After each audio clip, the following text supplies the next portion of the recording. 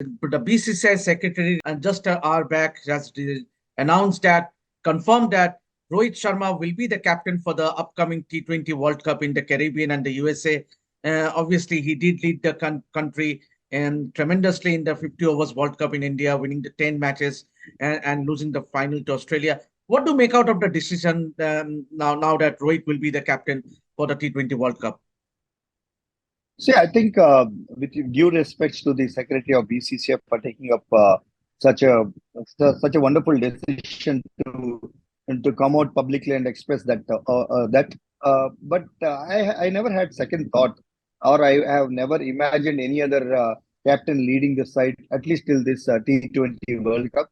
I think Rohit is one guy who thoroughly deserves, because whatever opportunities that he has got across all three formats to lead for the country, he has led from the front. I think the way he changed the dynamics of the team by playing that aggressive brand of cricket in the 50 overs World Cup speaks volumes about his commitment to the side. He's been a very selfless sort of a person in this World Cup. I think he thoroughly deserves, and I think it's a good decision by both Jay Shah and also the selectors for having come out with such a big decision to announce well in advance. It's very obvious also. I think there is no second thought. World Cup is not too far. I mean, just after the IPL, it's going to come. So I think that's the right way to think, right way to go forward.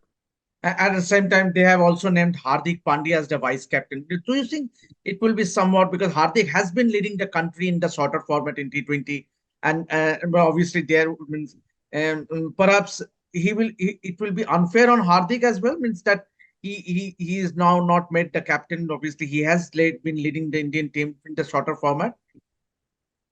See, he has been leading Indian team in the shorter format in the absence of Rohit Rohit. Sharma, because Rohit and Virat Kohli has been preserved to play for the ODI World Cups initially, and now they are preserving them to play for the T20 World Cup. I think they don't need to be tried or tested. They are all tested and passed with distinction. So you don't need any sort of certificates for them to try out. If they are fit and fine, I think they walk into these sides. And Rohit Sharma, I don't think, see, with 5 IPL titles under his belt, every IPL is like a World Cup today.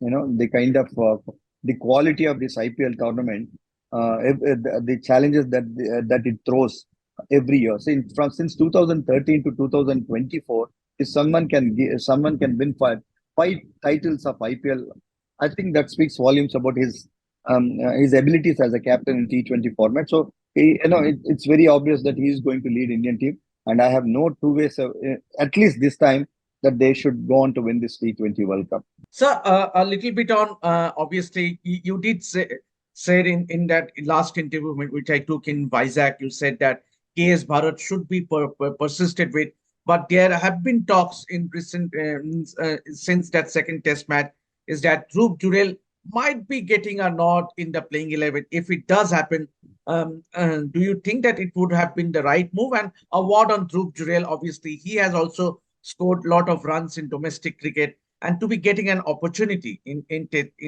this series. What do you make out of the decision by the team management? See, I don't know what is the thought process of the selectors, but KS Bharat has come through the ranks. He's played 2 years of India A cricket. He's persisted when Rishabh Pant was there. He still hanged on when Ishan Kishan also came into the side. And he's established himself as a good wicketkeeper behind the stumps. But it would be unfortunate that if he's going to be dropped based on his batting abilities or not contributing with the bat.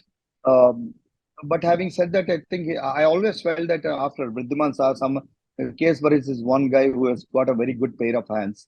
But if he should be making use of the opportunities that he has got. But if the selectors and the team management think that they're going to give an opportunity for Dhruv Jurel, I think you cannot deny that fact that they would have seen something special about that kid. And if that kid goes on to make his debut, I think I really wish him all the very best.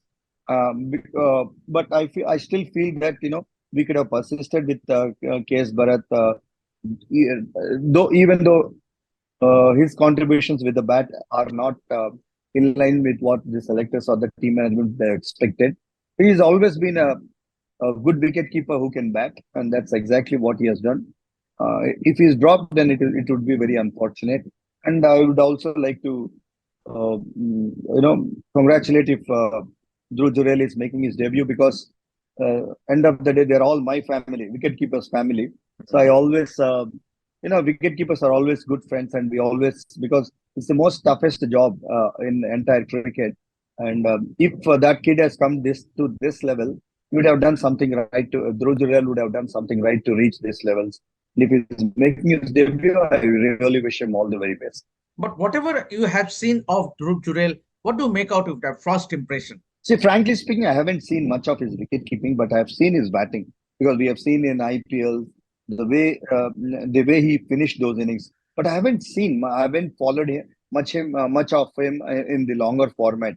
I think he hasn't played too much of first class cricket as well. That's what I feel because he's still new. He's still very young. Uh, I don't know, but it is a big decision by the selectors. It's a big. I don't say it's a risk, but they would have seen something special in him. That's the reason why and that's the reason why he's making debut on Indian conditions, and he's going to keep wickets against Ashwin and Jadeja and Akshar Patel and the likes of these guys. If he succeeds, I think selectors would have done the right thing in unearthing a new talent. And